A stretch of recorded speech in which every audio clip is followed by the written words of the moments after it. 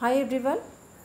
Today I will start lesson Rise of New Kingdoms, second chapter of your history. As we have already discussed this lesson in our Zoom class, and we have discussed how this Rajput rulers ruled their kingdoms very successfully, but they were very powerful. So let's warm up this part, the northern part of our country, and then we will move to southern part, the kingdoms of our southern part of our country. The period between 700 CE and 1200 CE witnessed emergence of number of regional kingdoms. These kingdoms often clashed with one another over territorial claims. They were continuously engaged in a struggle for power with other forces from different parts of the country. The Rajputs gained control in the north and they were very powerful. They also known as a Kshatriya clan. They belonged to the Suryavamshi, Chandravamshi or Agnikula. Tomars, Gadvalas, Chandelas, Solankis, Chauhans, Parmaras, Gurjaras, Pratiharas, they are all powerful. And we have also discussed about the Deccan rulers, Chalukyas, Kakatiyas and Yadavas.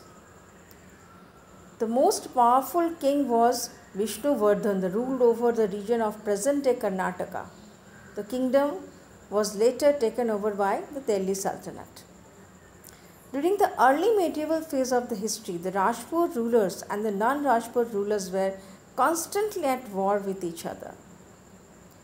One most major cause, I would say the major cause of the conflict was the city of Kannauj in Ganga Valley.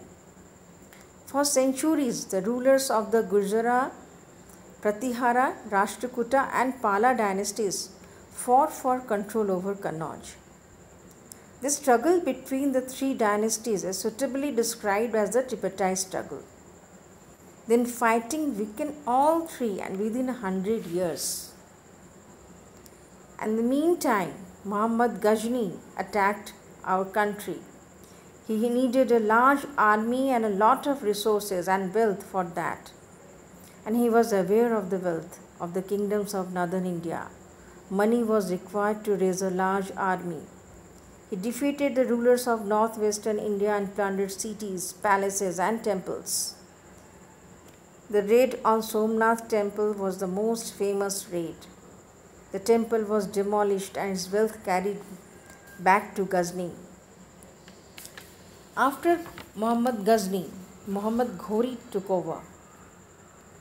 He started the same thing. He attacked and conquered Multan, and he also based himself in Punjab. From there, he was preparing himself to move towards Delhi and Ganga Valley. During the same time, Prithviraj Chauhan also emerged as a very powerful king. He was a brave warrior. These two powerful kings, Prithviraj and Muhammad Ghori, wanted to control over Punjab and the Ganga Valley. This conflict resulted in the two battles that took place at Tehran in 1191 and 1192. These are popularly known as First and Second Battle of Tehran. In 1192, in the Second Battle of Tehran, Muhammad Ghori defeated Prithviraj Chauhan. And 1194, Muhammad Ghori again defeated Raja Jayachandra of Kannauj in the Battle of Chandwar.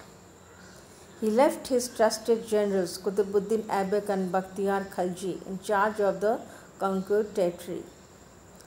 And Muhammad Ghori was murdered on his way to Ghazni.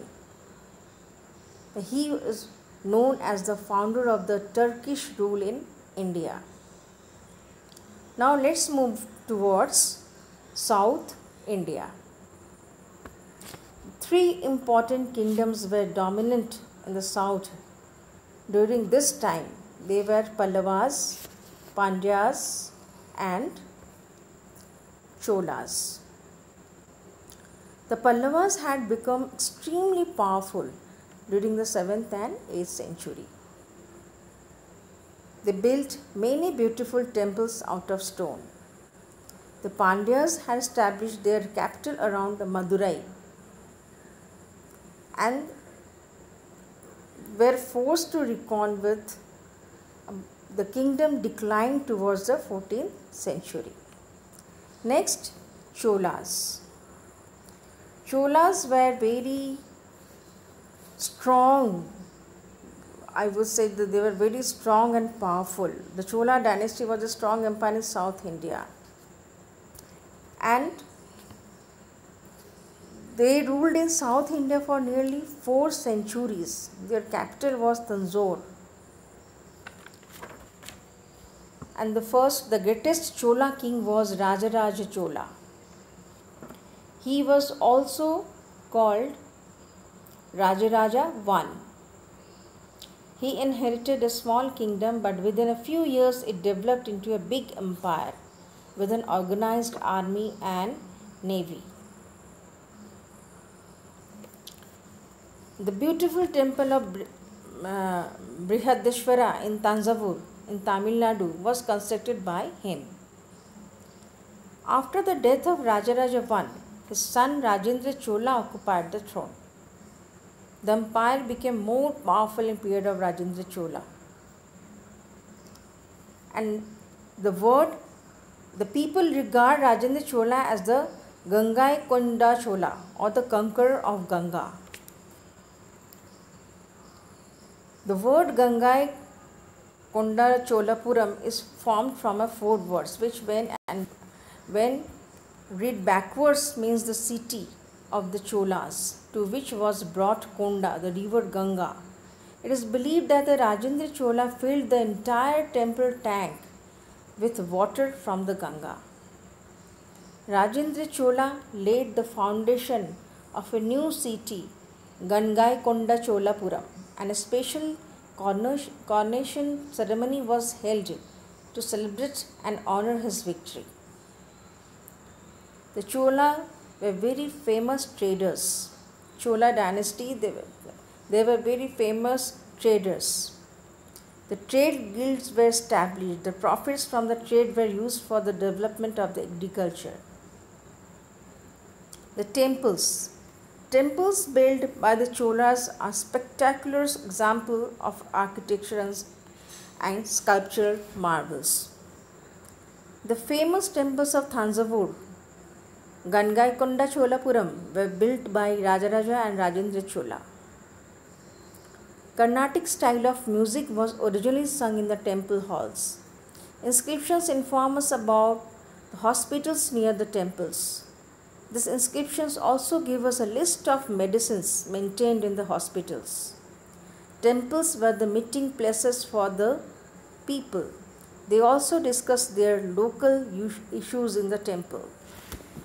Now sculptures. The most distinctive feature of Chola craft was making bronze images. Nataraja image of Lord Shiva, Lord of Dance, is one of the finest specimen of Chola art. Many regional languages like Tamil, Telugu and Kannada developed during this period. Chola inscriptions are sources that give us information about their conquest, land grants, village government, important posts and officials. A large number of inscriptions are found on the walls of the Brihadeshwara temple. The king was the most powerful person but was expected to take advice of either his council of ministers or his purohit. The administration was also looked after by assemblies at the town and village level. The Ur and Sabha were the 2 important assemblies involved in local self-government in the rural areas. The Ur was like a general assembly of people who were the owners of the land in the village. Cholas made new developments in agriculture. Cholas learned and introduced the art of growing 2 crops in a year. Cholas had a well-organized irrigation system. Branches of Kaveri river were divided into several small channels that deposited fertile alluvial on the banks. Methods of artificial water cropping were used in some areas. Wells were dug. Huge tanks were also constructed to collect rainwater. A great dam across the Kaveri river made Thanjavur the capital of Brunei of the south. The Chola period is regarded as one of the most spectacular and remarkable period in Indian history. Their achievements in the field of culture, warfare and agriculture will be remembered through the ages. Now that's all. We just go through whole lesson. Next class I will provide you question answers through PDF. Thank you so much.